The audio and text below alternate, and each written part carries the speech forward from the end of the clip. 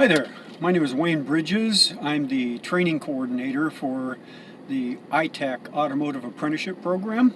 I'm going to talk to you a little bit about automotive, a little bit about apprenticeship, and we're actually going to diagnose a vehicle during this short session.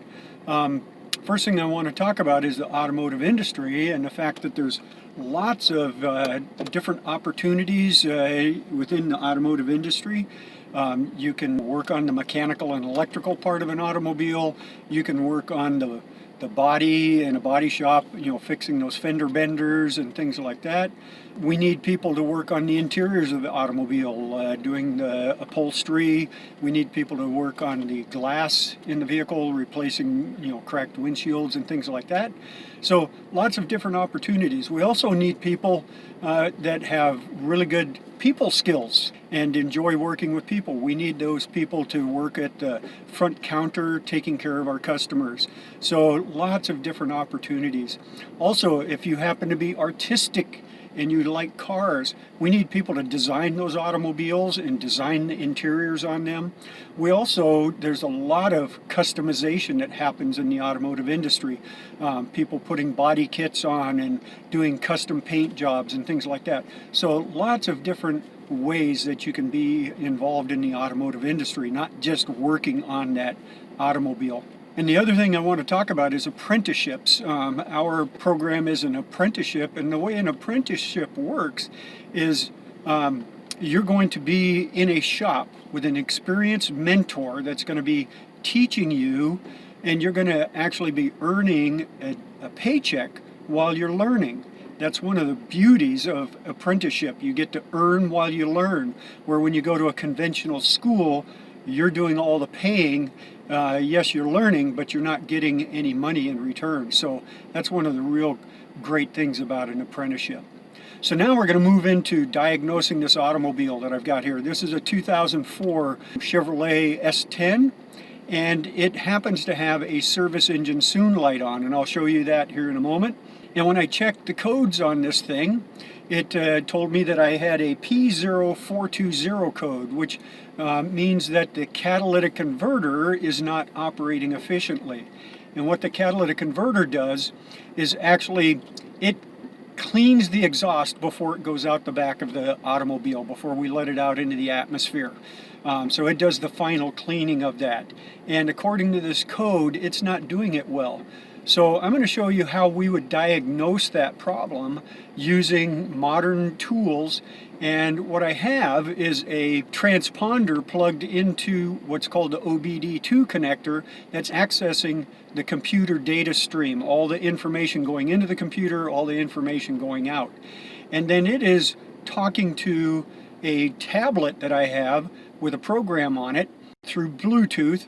And I'm actually looking at what's called the oxygen sensor circuit in this thing. The oxygen sensor is sensing how much oxygen is in the exhaust.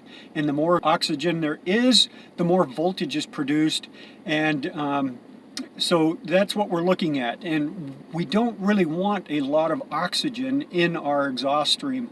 We want that all to be consumed. That tells me that everything else is getting consumed. All the gasoline is getting consumed as well. So if I have a high oxygen content, I know I've got a problem.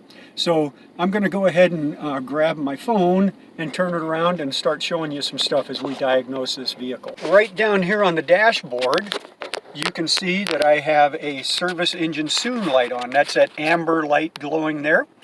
And that's actually telling me that there's something wrong with the emission system on this thing. I've got a problem in the emission control devices, or I have a problem in the fuel system or ignition system. When you see that amber light, it's nothing to panic about. It's telling me that I've got a problem and I need to address it, as soon as possible. If it was a red light on the dash, that means I need to get something taken care of right away. Probably shut the car off and have it towed. But right now it's an amber light. And like I said, I checked and we have a catalytic converter efficiency code in there. And I'm going to move up to the tablet now. And you can see I have a waveform on there, and what that's doing is measuring electricity from the oxygen sensors. And there are two oxygen sensors, one before the catalytic converter and one after the catalytic converter. And if you look on here, you'll see there are blue lines and orange lines. The blue line is the activity of the oxygen sensor before the catalytic converter, before the exhaust has been cleaned. The orange lines are the ones that are after the catalytic converter. Okay? And the blue lines should be very, very active. There should be lots of up and down, really high up and down movement. That's telling me that that the oxygen sensor's doing its job. And then the orange line should actually be almost a flat line with just some minor little ripples, no big up and down, not a lot of up and down. And if you notice, you'll see that the orange lines and the blue lines are almost identical. You can see a little bit of difference, but for the most part, they're tracking pretty close together. And what that tells me is the catalytic converter is not consuming the last bit of the oxygen that it should do and the last bit of the emissions that are going into it. So consequently, the exhaust coming out of the back is dirtier than it should be. There's no fixing the catalytic converter. It has to be replaced. What this is telling me is the catalyst inside there, the platinum and the rhodium and the palladium, has been consumed, and so I need to put a new catalytic converter on this thing.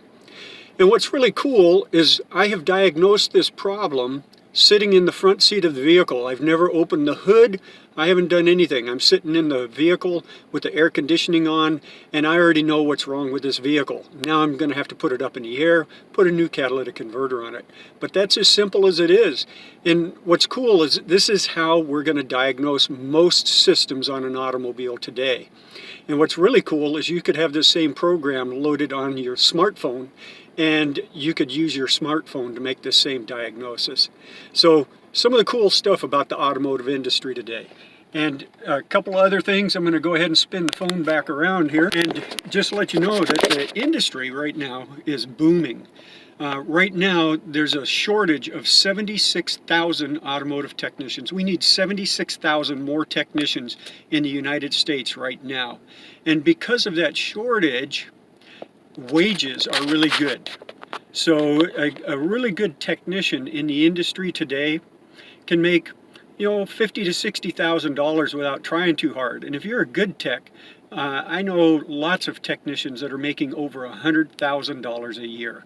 So it's a really lucrative business that you can be in. The other thing is it's a very stable business. I've been in the automotive industry 45 years, and the longest I've ever been unemployed in 45 years is 3 days. So it's a very, very stable industry as well. So hopefully you've gotten a little bit of information about how the industry works, what are the benefits of it. It's a lot of fun. I have so much enjoyed my career, and hopefully this will spark some interest in some of you, understanding that it's a fun industry that you can make money in at the same time, and you get to use cool tools doing it. So thanks for your time, and hopefully I'll be seeing some of you guys in the ITAC Automotive Apprenticeship Program. Thanks, and see you around.